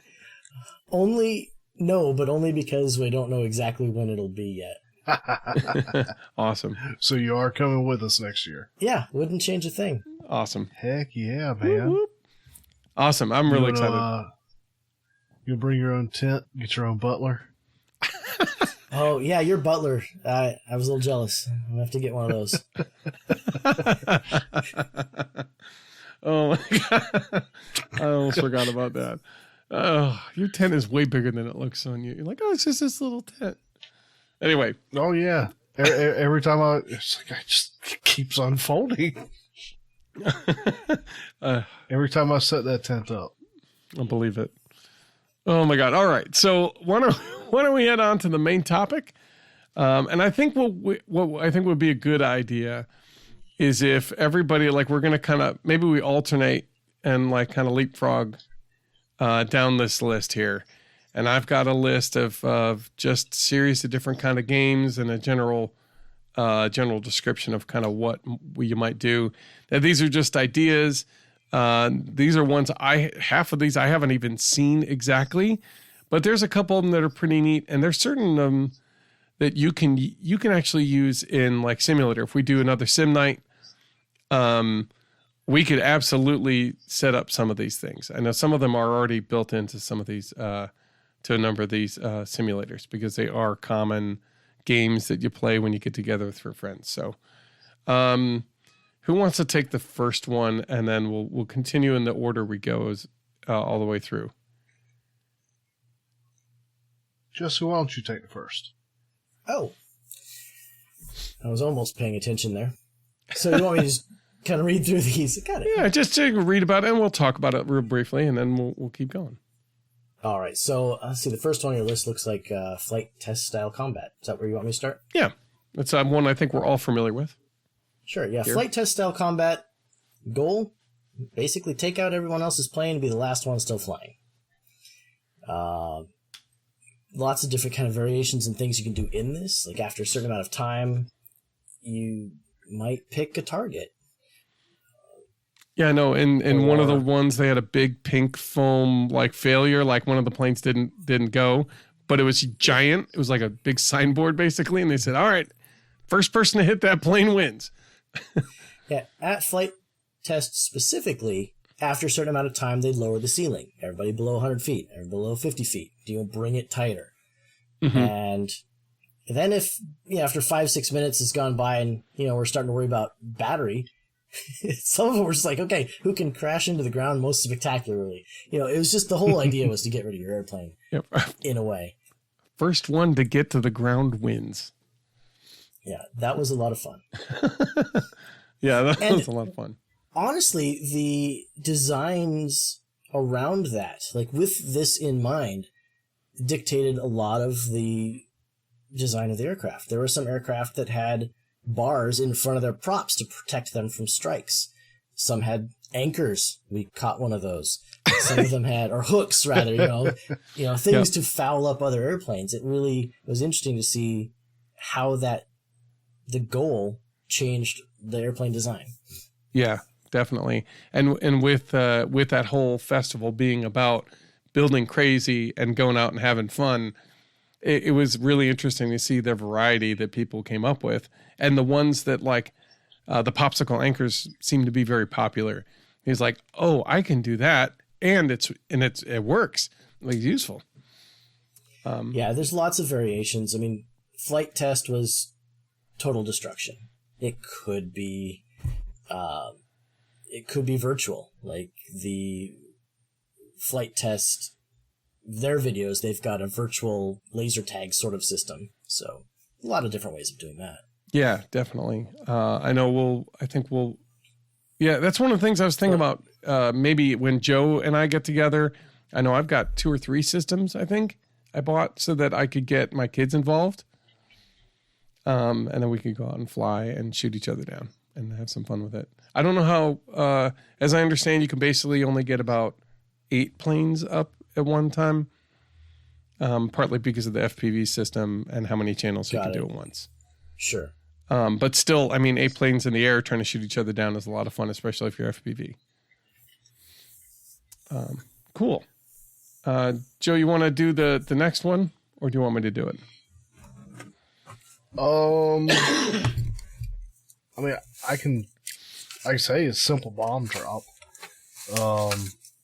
But I've not been part of a club to know all the different activities. So when I see that, my thought is just lay out a ground target and have some sort of a release mechanism on your plane and try to drop an object onto the target. Yep. Let's say they recommend basically having it, whatever you have on the ground is it's some sort of temporarily attached to the ground, so you're not like leaving it there forever, and that you basically put like a large nut or something like that with maybe some powder or something inside it or around it, so when it hits, it kind of makes a little poof mark and like a little dot. And then basically wherever it lands, it'll kind of sit in that zone, and you can kind of count, how many points you got, especially if you set it up where there's multiple rings. Let's see. You could have, you can vary the number of like passes people get, attempts to do the dropping. I know that's something that if we were to build Stukas, that'd be a lot of fun to do a dive bomb test. And basically have our FPV systems and then do a bunch of dive bombs and see how close we can get to our targets. Like have... Nice thing... Go ahead. I would say nice thing about a simple bomb drop is it can be a solo event as well. How close can you get to your target? I've seen people drop paratroopers. I've seen people drop candy for their kids. Mm-hmm. It doesn't have to be a competition in your club. You can that's a fun event or a fun thing to try anyhow. Yeah, it definitely is. You could also bring a couple cardboard boxes too, and like represent like fake buildings or whatever. Like if you're trying to do the bomb run, kind of deal. Like, hey, our bunker is here, and this is a hospital. Don't bust up the hospital, or something like that. I don't know. Okay. One of the things they recommend as a variant would be get one of those plastic eggs, and then fill that plastic egg with a bunch of flour or something like that. And when you drop it, it makes a big, a big display when you hit.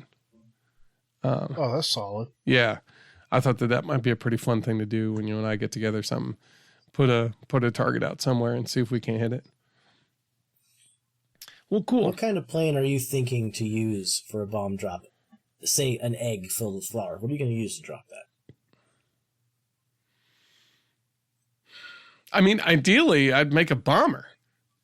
Right. Make a dive like bomber. Sea duck with its tail open up or something like that. Okay. Well, I mean, yeah, there's that. You could do it with the old fogey.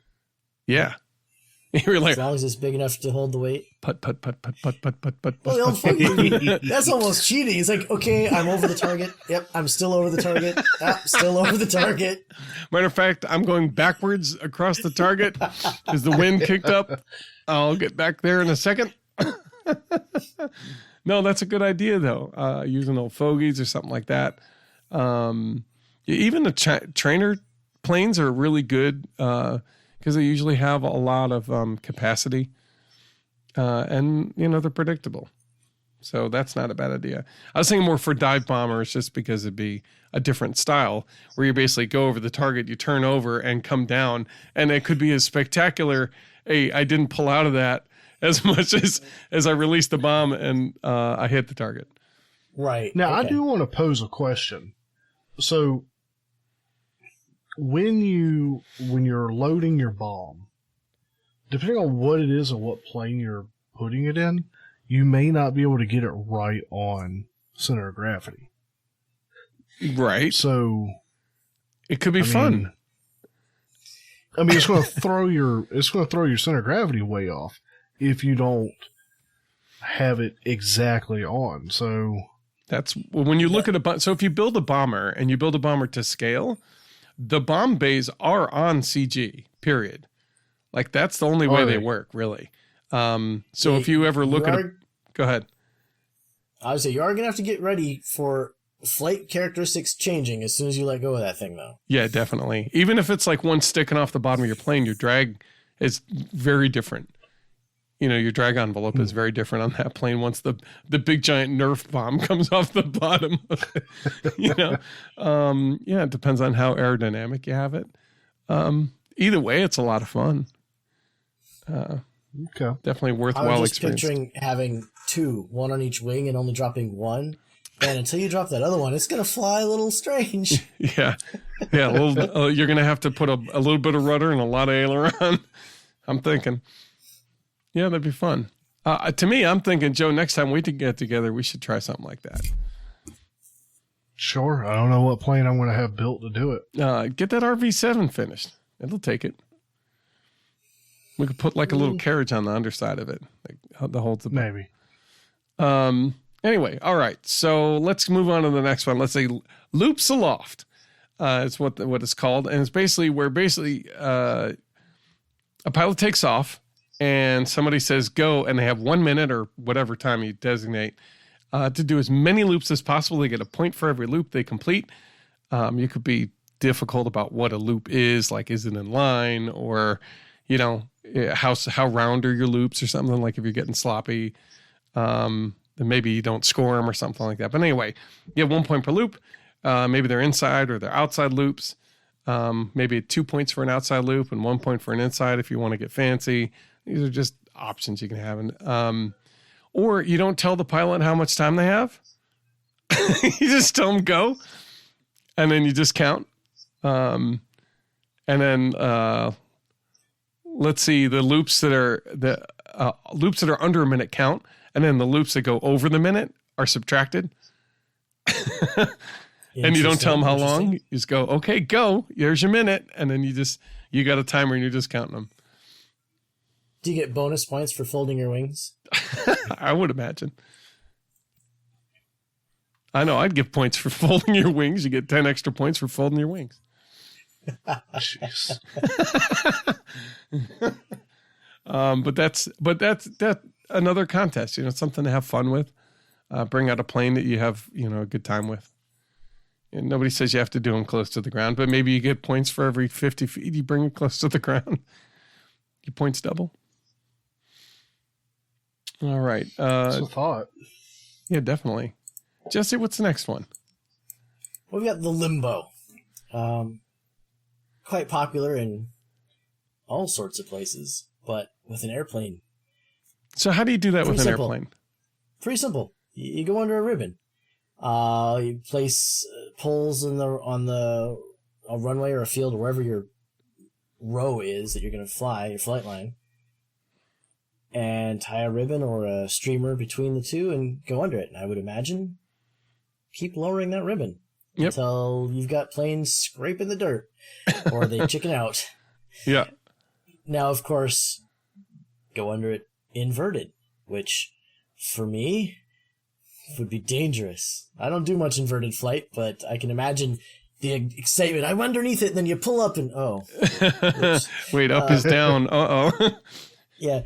But yeah, limbo. Everybody knows the limbo. Go under a bar gets lower and lower and lower until everybody's the plane out. Doesn't fit, I guess, or everybody passes, but one guy's like he's still in it. So yeah.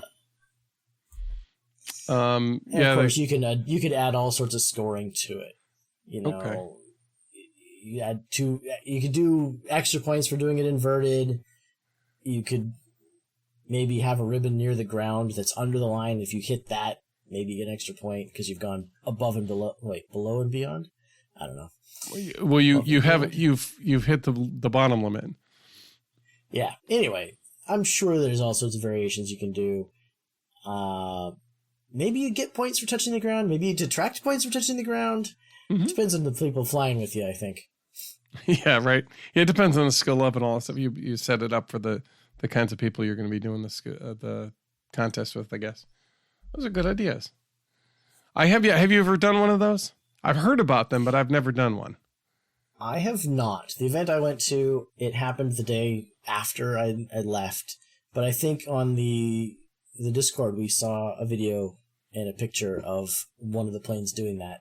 Inverted, by the way. I was quite impressed. Yeah, I know, right? What? Yeah, I can't do that at 100 feet, let alone personally 6. For me, just lining up with the thing to go under is the first challenge. Yeah. And then getting down low enough, that's maybe not as hard, but you just think you're doing like touch and goes and just it's under that line. But that line has got to add that little extra layer of stress. Yeah. Yeah, it would definitely psych me out. I could tell it would. You know what I mean? Like, there's times I'm like, I'm cool. I'm just doing touch and goes. It's all good. And then somebody's like, hey, don't go too high. And I'm like, oh no. And also, it doesn't have to be as wide as the field. It could only be a 10-foot gap as well. Yeah, somewhere in the middle. Yeah, definitely. All right, so what's the next one, Joe? Or is that mine? Is that mine? No, I think it's mine. You've got here, though, because you're the one that came up with all these, the 100-yard dash. So it looks like it's like a race, a speed race, but without taking off. So this is reliant on planes that can either skim along the ground or have landing gear. It looks like a point-to-point, 100 yards without leaving the ground, and whoever gets to the other 100-yard line fastest gets, I've never heard of this one. Fastest time. Yeah, like a weird concept. It strikes me as like a chicken race. What? Can I take the wing off mine? It just tricycled. I know that'd be easier sometimes. Fastest time without taking off wins. That's awesome. So you're saying you could do it all at once, like all the planes line up and you just go? That'd be its own special kind of like combat derby. Terrible. I have a hard enough time taxiing straight, let alone racing. That's what I'm saying. That could be a lot of fun. That could be a lot of. It would strike me as like a big chicken race. Jesse, I'm going to lean on you. I'm going to do this next one here, and then we're going to go back to the dead stick landing for you. Because you had talked about it, like you'd seen it. So another one that we've seen, and I've seen this in simulators, is spot landings, where they basically have like a point, and then they have like a distance out from that point. And then what you're trying to do is basically touch your wheels on a designated spot on the runway. And the goal on that is ultimately to increase your skill so that you can set your plane down wherever you want it to be set down. So you kind of plan on when it's going to hit. And it basically, you start out with a big circle, and as you go through the contest, you kind of bring this circle smaller and smaller and smaller. I know Real Flight has that. I'm not sure if I'm trying to think of the name of the other freaking Phoenix. I don't know if Phoenix has it, but when you get together with a bunch of people in the simulators, you might be able to find that contest. So look out for it. It's not an easy one. At all. At least I've found it very hard. Well, you kind of get floaty there at the last second, or you don't get too early. Yeah. Yeah, it's very easy, especially as the spot gets smaller and smaller. Jesse, you were talking about the dead stick landing. The dead stick landing contest. It actually has parts of the spot landing in it. Or it can. The one I watched did. The idea was mostly for fuel aircraft. They would go up to a certain height, turn off their engine. You can't restart it. Okay. You have to manage your energy and land. I suppose it could have started as just practice for when you have an engine out. Mm-hmm. But this particular contest, you go up to an altitude, kill the engine, and manage your energy and land in a designated spot. Or closest one to that would basically get points. Now, the one I watched, I think there was bonus, I don't know if it was scored at all, but bonus for, like, tricks on the way down. I saw people go up, cut the engine, spin down, do loops, come in, inverted downwind, flip over and land. No engine. I'm like, it's impressive. Wow. Now, they did allow electrics to go with them. I just don't think there's as much stress to that, because I can turn it back on. They had to hit their kill switch and do everything. It doesn't look as impressive because most of those don't have a brake and the prop would still windmill. Okay. But it's the same idea. Somebody watches them hit the kill switch, they don't have power, and they do the same thing. Yeah. But generally it's, the fuel planes that go up, and that's it. Your engine's out.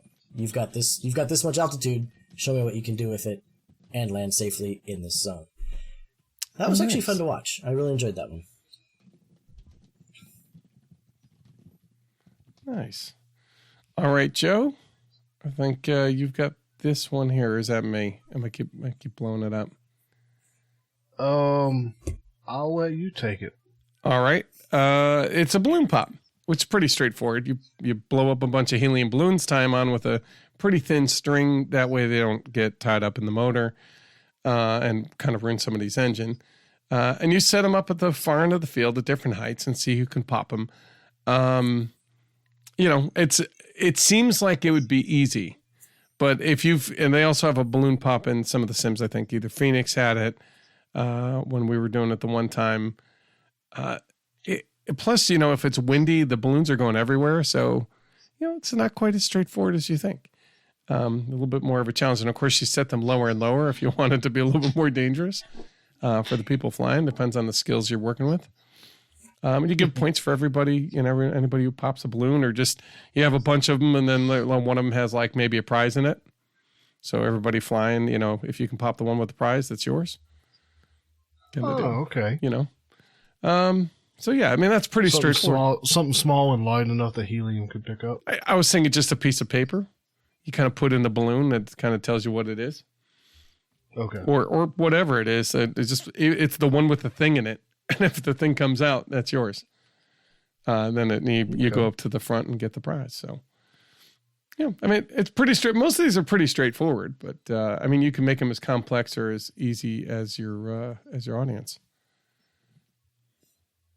What about this one, Joe? This is very similar to one of the ones we've already talked about, right? Yeah, I thought that was basically a repeat, but you've got a climb and glide. Motor's on for a set amount of time, then you cut it off. Yep. And last one to land, you're saying near a spot. Mm-hmm. The title of this would make me think the last one to land, period. Yeah, my understanding was this is how long can you stay aloft? Yeah. It's more of a glider challenge. Or it's like a motorized glider, and basically you can bring it up as high as you want and at a certain amount of like 30 seconds or whatever. After that, good luck finding a thermal, and whoever can stay aloft the longest. But you can't just let it go way out there. You got to bring it back. So it's a little bit of energy management on the way back. This would be definitely more on the relaxing, calm sort of competitions. Mm-hmm. Could be going off on the side while you do other things. Yeah, I think there's some of those gliders can. Yeah, definitely. There was professional competitions devoted specifically to this, where they have literally a timer mechanism that allows your motor to only run for 30 exact seconds. It has an altimeter that once you get up to a certain point, it will cut off the motor. There's a couple different versions of that. I think it's I want to say it's F5J or something like that, or F3J is the type of the competition. I looked it up and then I lost it. So, but we're going to be talking about that because that's something I definitely want to learn a little bit more about. It's F5J. I definitely want to learn a little bit more about it as we start heading into I know Joe and I have been talking about getting into some gliding. So as we do that, I want to learn a little bit more about the competitions that go around it. So this would be a good example to kind of get their whistle wet for some of those competitions, see if they might be interested, see if they have talent. Mm-hmm. I will say briefly, the first real glider I flew was a fantastic experience. Should try it out. Even if you don't think you're going to like gliders, give it a shot. It may surprise you. I agree. I didn't think I'd like gliders at all. I was like, oh, they're going to be boring. And then I did it and went, wow, this is better. Why am I flying anything else? Kind of. You get a lot more time on a battery, and it's a lot more about energy management. And if you're lucky, you catch a thermal, and then that's a whole different ballgame. Mm-hmm. A lot of fun. I remember when I got to fly your Simple Soar that one time and caught a couple thermals, and just like next thing you know, your plane's just rocking it up there. You're like, when did I get up there? How did I get so high? It's like, you caught a thermal, sir. Yeah, it's good. It's like, you just got another 3 minutes of flight. Congratulations for nothing. One of the other Congratulations, you leveled up. You leveled up. Yeah, and that's the thing, is that there's a whole lingo to learn.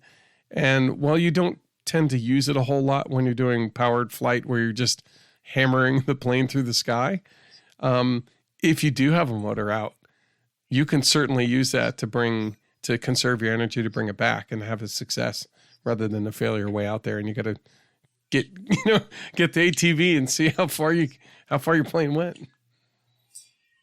For me, I had at the time been flying very overpowered foam planes, and the glider was such a drastic change. It was flying the plane rather than, like you said, shoving your way through the air. Mm-hmm. You had to fly it. You had to manage everything. Yeah, it's interesting because you'll be flying along and a wingtip will pop up and you'll be like, oh, there's an air bubble. And as somebody who's done the full scale flying, I feel like I'm running over like airspeed bumps. When I hear an air pocket, I feel like the engine slows, the plane tips up, and that's where I'm at the very beginning of that air bubble. Right. And then I can feel myself kind of level out. The engine kind of speeds up a little bit. And I hit the back of it. The tail comes up and I start nosing down. And the prop goes even faster because now I'm getting pushed through the air on the backside of that bubble as I slide down it. And they're real. And it's interesting because I'm like, oh, this is what it is from inside the plane. Because I remember dealing with it from the glider perspective of just watching it and kind of seeing how the glider is reacting to this air mass that you can't see, but you can see what's happening to the plane to know it's there. And it's kind of looking at those signals and trying to see, now that you see it, like, how can I turn around and get into it and use it? It's pretty cool. It's a whole different level of flight. I think it taught me a lot about what's happening. Getting a good mentor in that is also a big plus.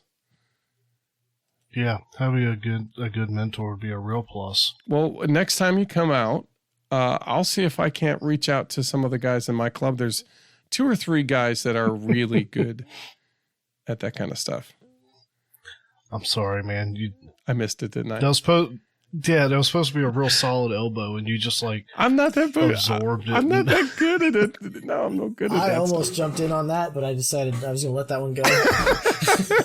I'm sorry. I'm focused on one. It was too good a setup and too easy. It was good. I know. I was like, he's calling me out.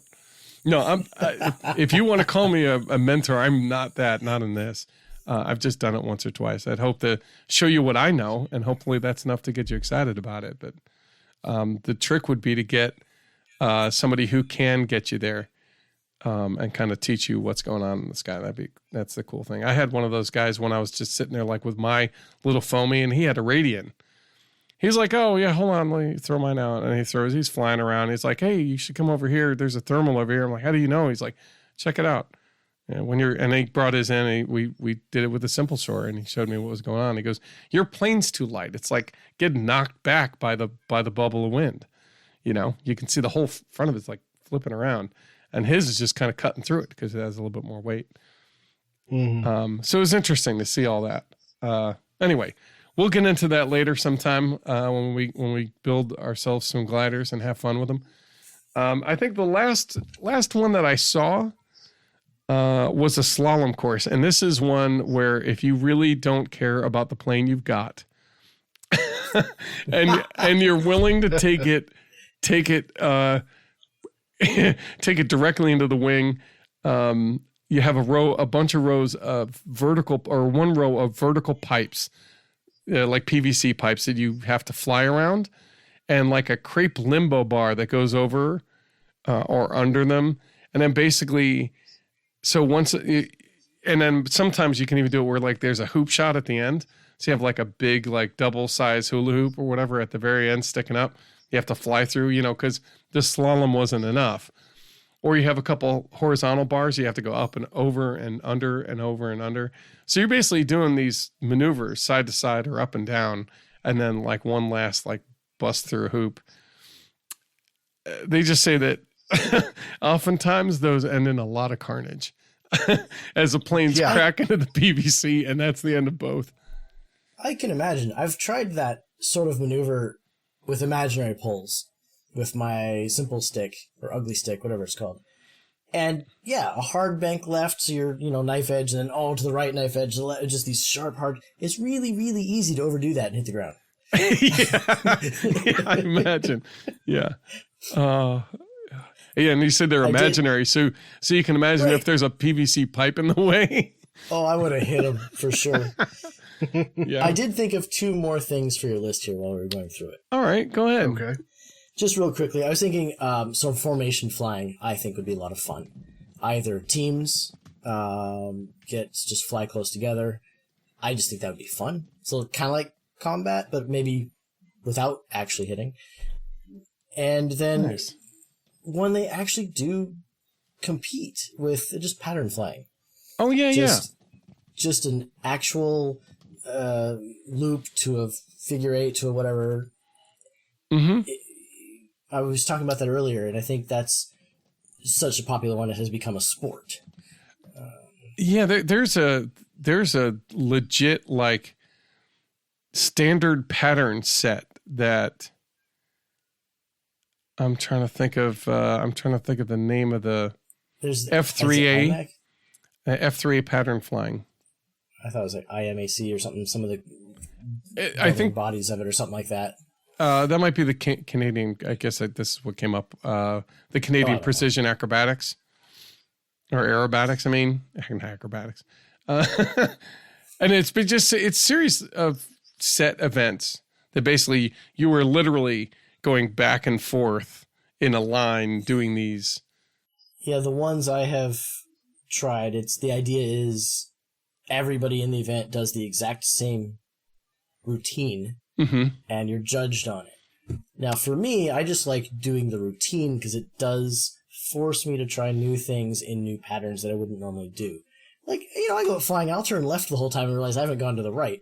The pattern flying makes me do different things. So. Yeah. You're like, wait, I have to turn left? Oh, no. I'm not an ambi-turner. No, anyway, I just thought of those two. Flying NASCAR. Yes. It pretty much. That's absolutely a good way to do it too. And you could just select your own set and just work on those. And I notice what a lot of people do is when they do like a barrel roll or they do that kind of thing, they'll do quarter, half, 3/4, full over, and then they bring it out in steps. So it's a very precise maneuver. And that's in some senses kind of practicing elements of this whole thing. Let me tell you, it's really impressive to see an airplane do a quick, roll or, axial roll. But when you start doing the slow roll, you actually have to fly the plane. It doesn't just over fast enough that the air doesn't care. When you're sideways, you have to use different surfaces. When you're upside down, you're using different surfaces. And the slower and smoother, that's hard. So I've learned a lot trying that. I posted the link I had forgotten earlier from the Northwest RC. Wonderful. I see that. I got it right here, and I will put it in the show notes. Good. All right. There's the northwestrc.com. Good. That's excellent pattern of flying. I'll see if I can't get the name, because our club president was specifically talking about, he belongs to the organization that kind of founded a lot of the technical aspects of that. And he was actually going to give classes on some of the weekends on how to get into that. And he's like, look, just bring your plane. We'll do it for like a couple hours, show you what we're doing, give you pointers, and then you just go try it, you know? But I was like, that'd be really helpful just to get technique down, just in general flying. You know, how do you keep a straight line? Because you have to be able to keep exactly, you know, within a plus or minus like 10 feet, you got to be 100 feet out. You know, it has to be 100 feet from one end to the other. You can't kind of stray out or stray back. Like it has to be in that plane, you know, which is a task in and of itself when you haven't done it yet. IAC, that's really, the organization. If you really want to go down that rabbit hole, I just linked the mini IAC. Yeah. And the download page, you can download the forms, and it's like a whole other language about here's your loops and twists. And once you learn that, you can follow their forms. The basic isn't too bad. Then it just gets harder and harder. Yeah, and that's what it is. Like they start out with like the very beginning is something almost any pilot who's not crashing into the ground a lot can start trying. Matter of fact, actually, if you have an open TX, you can download a Lua script that has a series of callouts. Yes. And you could build your own thing where basically it will tell you, and I guess every time you hit like the toggle switch or whatever, it will move on. It'll announce the next maneuver. So when you finish your loop, you hit that, the temporary toggle switch or whatever, and it'll go, you know, square roll, whatever it is. Whatever it is. Now, my understanding is the basic for the one I just talked to the organization here. You can fly any aircraft. Yeah, you can fly any aircraft in the basic competition, but as you move up, they have limits on what you can fly, certain aircraft. Mm-hmm. That's excellent. Yeah, and that's what he was talking about, the International Miniature Aerobatic Club, is the IMAC. That's what our president, he's a member of that, and he was saying like, yeah, they're in control of designating what the pattern is and what the rules and stuff are, so that everybody's on the same page, so they can practice it at their own field, and then bring it to these competitions and possibly, you know, place and succeed. It's pretty cool. So yeah, go take a look at the link down on our website or on our on the show notes here. It's mini-iac.org is the one that leads you to the IMAC, and it goes into all the how to begin and you know what are we talking about, how to join, and where they start doing the national exhibitions. So how can you get involved, right? Good. I think that really kind of covers it for everything that I've heard about, or even more that I wasn't even sure about. Like, I was like, oh, that would be pretty cool to do. I'd like to thank the good forum members on the wattflyer.com group. They basically put together this, they started it, and a bunch of people joined in, and I was like, this is kind of what I was wanting to talk about. And I had like 3 or 4 of these already. But they kind of added a bunch more inspirational pieces, I think. And I've seen half of these though, you know, talking about, I'm like, yeah, I've heard people talk about these. I just know our club doesn't do a whole lot of it, but yeah. So Jesse, so you're saying we should go to different fly-ins, and then we can maybe see some of these things too? I think if you've got more than one club in your area, it's worth it to check them out. Definitely. Cool. All right. I think that I wish I had a club in my area. You know, Joe, you can start a club in your area. Do you need, I can ask our president to get on and talk to us about how we can do that. Would you like to do that? Well, we might have to do that. Okay. Because I have thought about it, but I'd have to actually build and fly a lot more than I currently am. No, you don't. You just have to get a bunch of people who are also enthusiastic about it. And there's nobody in this area. Pretty sure the president of my club hasn't flown in a year and a half. So You don't have to fly. You don't have to fly to be like, but like the goal is to like you get an area that you can work in, that you work with the owners, and you get a handful of like-minded people, and then from there it'll grow. You might be able to work with the local parks group so that you could designate at certain times that you could use the certain spaces, and that might be free of charge. And all you're doing is basically kind of allowing them to set aside that space where people, if they complain, can go beat feet.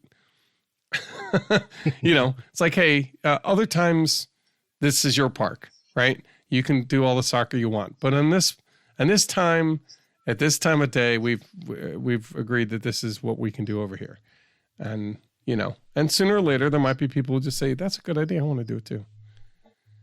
So we'll figure that out. I'll reach out to him and see what we can do. He's always been very, very open to that kind of thing. And he's always said, yeah, man, anytime you need, just call me up. I'll see if I have time, I'll come on and we'll talk. There you go. So I've taken him up on it. It's only been 2 years. I know, right? He's going to be like, finally, what the heck took you so long? And I'll have to just say, we've been just getting around to it. But anyway, yeah, it's good. I hope, honestly, I'm looking forward to one of these days you can come out and meet him. He's Kent Porter. He's a good guy. He's just one of those people that there's a reason why he's a club president. It's because everybody just is like, yeah, I'm glad I'm flying with this guy. All right. Okay. Well, good. So that brings us to the end of the main topic. Usually we, at this point, kind of talk about what we plan on doing in the next little bit.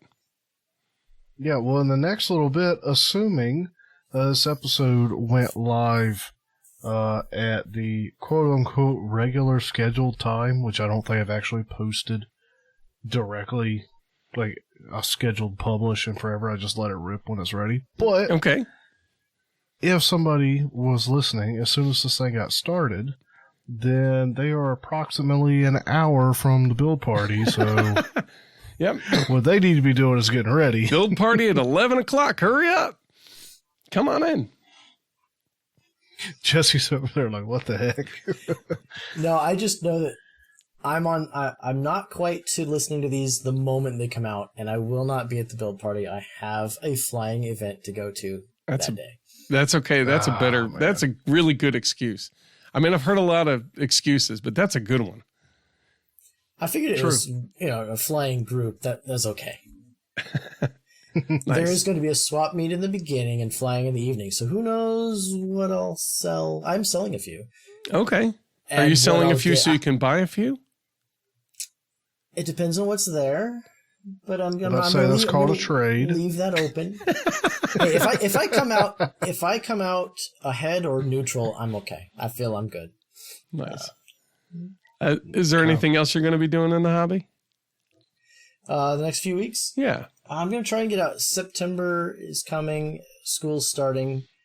But that puts me on a more regular schedule, and I will probably start flying more and more. Okay. So I'm looking forward to that. The last month or so has been hot. I haven't wanted to go out in 100 degrees and go flying. It just isn't as fun. It's pretty fair. So the weather's going to start coming back, and I'm looking forward to flying more. Excellent. What plane are you looking forward to flying next? I want to I've got a hog biplane. I haven't flown in a while. I'm looking forward to getting that up. Why is it called a hog biplane? No idea. Okay. But it's been around forever. It's SIG hog biplane. Right. Oh, that's kind of one of the things I wanted to bring up because we're talking about combat planes, and I almost forgot about it. But there's a list of like common, combat planes. Any EPP wing is a great combat plane. EPP is one of those materials that's really resilient. It'll take a crash and still stay together. The Wonder, like the Bloody Wonder or the Fun Bat is another example. You just started putting together the foam Wonder. Yeah, found out how well built that is. That is like a brick house. I'll tell you what. It is. I haven't put the barbecue skewers in the front edge of the wing like I'm planning, but other than that, I mean, I don't see this having any issues in a crash I was for quite a while. impressed with that build. That's a good stout plane. It's very, very durable is what it looks like. So Spawns, thanks for putting that together and well put together for that matter. I tell everybody about that plane. Like, I love it. Yeah, definitely. So, well, I'm putting that together. And like I said, once I get it looking pretty, it'll be ready. I'm going to give it a maiden flight and kind of hopefully not do too much stupid stuff with it, because it is a symmetrical airfoil. So it'll probably fly just as well upside down as it does right side up. So I'm a little worried about that. But we're going to have a link to some of those foam wonders. There is a bat, which is basically a planker, an old-fashioned planker plane. Those are traditional. Old School Model Works has one. There's a Spad, a simple plastic airplane design. You're basically using the sign material, yardsticks, and literally a 4x4 plastic like post as the main fuse. That's literally how they're designed. You're talking about this for combat, though. Yeah. I feel like that would be cheating. I'm making mine out of metal and plastic, and yours is out of foam. I mean, what's going to happen? Well, look, depends on maybe your combat is a Spad combat, where everybody's making one like that. I'm just listening to that in my head right now, the crunch. I know. But I mean, that's a good example. I'm going to list, there's a free plans page on a site called spadtothebone.net. And they just have a whole list of kind of basic planes. They're real basic, easy to construct. And so those are just examples of combat style planes that one should definitely try and at least look at for inspiration. If you're going to make a combat plane, there's a couple things you want to consider. Sturdy, quick should be durable, quick to build. It's got to be quick and easy. Nothing complicated. And it shouldn't be that expensive, because you shouldn't care if it goes down. It shouldn't be a big deal. I was surprised that most of the parts were reusable. I mean, I broke a prop, but the motor, ESC, all the stuff in it, even though the collisions, they're good to go. Yeah. Most of the time. Definitely. Okay. We just got word that Joe's internet just crashed. So we may have to finish this out without him, which is a big deal. I almost pulled it off myself last time, so we'll see. I mean, Joe's going to talk about what he was up to in the next week. It sounds like he's going to be in the build page. He's probably going to either be building some sort of glider, or maybe he'll be working on the 7, or who knows. He might even be putting together, if he starts printing the rest of that plane, he might be putting together a 3D printed plane. So we'll see. Join us. That'll be exciting. Yeah, join us to figure that out. I'm going to be finishing up the Wonder. I'm going to get this SR-72 off my desk because it is giant. And so I need to finish the motor mount stiffener and get that done so I can get it off my build table and out into the skies. If I crash it, I crash it. I will cry a little. But I'm hoping that I have a blast and have a good film running, a good camera running at the time that I do have that crash, so I can share with everybody. I definitely want to get those things going. I know I'm going to be flying the Dollar Tree Dragon foam board plane. I'm probably going to rebuild the Flying Shark and seeing if I can get that. I figure that's probably about all I'm going to be able to do. Kids are coming back and going back to school at the end of those 2 weeks, and it's going to turn into hectic time. So, but I think that's enough to keep me busy, and I'll be at the build night, the build day, I guess, build event this Saturday. So we'll be doing that. And then hopefully we'll be able to talk about when we can do our next event after that, so we can announce it well in advance. All right. Jesse, thank you so much for joining us. I really appreciate you coming on and talking to us about all this junk, all the fun things you can do at your flying club. No, it has been a blast. I'm always happy to hang out and chat with you guys. And I have some ideas of things to do now. Some of these games I hadn't considered. Yeah. So. Well, good. I'm glad that helped you. Hopefully it helps some of our other listeners who are kind of going, I wonder if I could set something like that up. Really just go to your next meeting at your local club and bring it up and see who's interested. And like you said, just start doing it, and hopefully it'll be an exhibition that kind of brings other people to go, yeah, I want to do that. What'd that take? And you're like, nothing. And I'm like, oh, okay, I'll do it too. All right, so I'm going to go through our closing stuff. I'm probably not going to do it as well as Joe does, but as always, thank you so much for joining and listening. And if you made it all the way to the end, we greatly appreciate it. It helps our numbers, of course, but most importantly, it makes Joe and I feel really, really good that you're still listening. You can reach me at Matthew@aviationrcnoob.com. You can reach Joe at aviationrcnoob.com. You can reach both of us at the same time at aviationrcnoob@gmail.com. You can go to our website at www.aviationrcnoob.com. You can, I don't know, what else do we have to do? Join our patrons at Patreon/aviationrcnoob. You can spread the word, pass information, visit us on Facebook. Just shout the word, tell people how amazing this podcast is if you think it is. We're really glad you listened, and we hope you stick around to do some more. Please come and join us on the build night. I'm looking forward to meeting you in person. All right, I think that's it. Anything else, Jesse? I think you covered it. All right, awesome. See you later.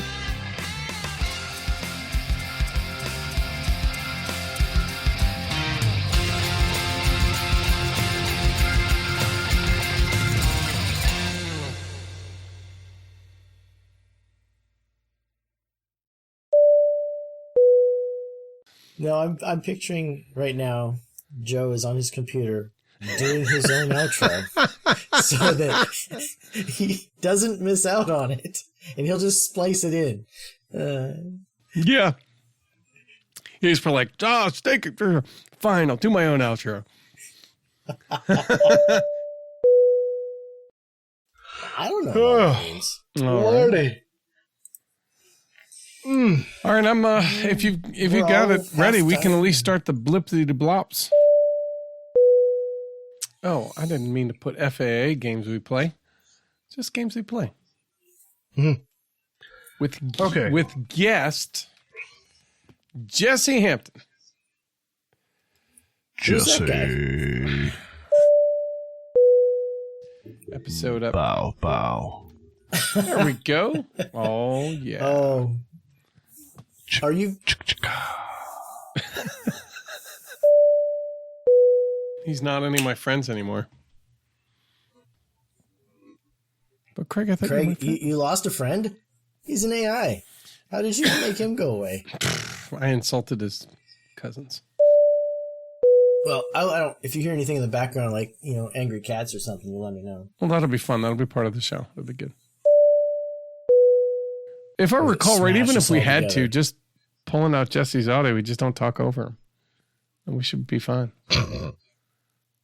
You're laughing because good luck on me not talking over somebody. Uh-huh. Yeah. All my pants are planes. Keep it a mystery. I put my pants on one plane wing at a time.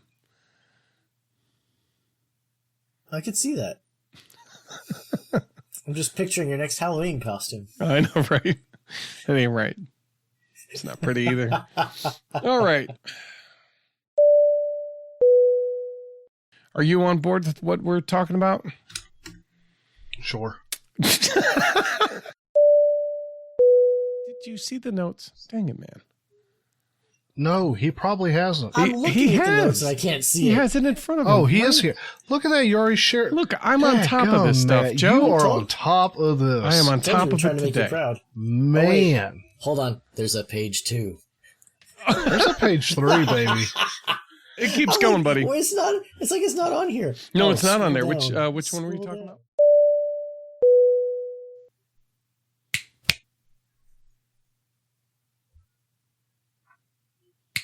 You got 35. What? I've totally lost. We're snapping or making a noise on a number, right? Yeah. You gotta tell me what's Okay, going we're gonna on. start over. Okay. Poor Jesse was just like, Pat's like, okay, we're clicking and we're starting now, and every 5 seconds after, hey, go. And we're just pop, pop, pop. And Jesse's like, I don't understand what's happening. And it was, the first one, we were like 2 seconds off on our snaps. The last one, we were all together. I'm like, something's going on. Hey. Yeah, that happens, man.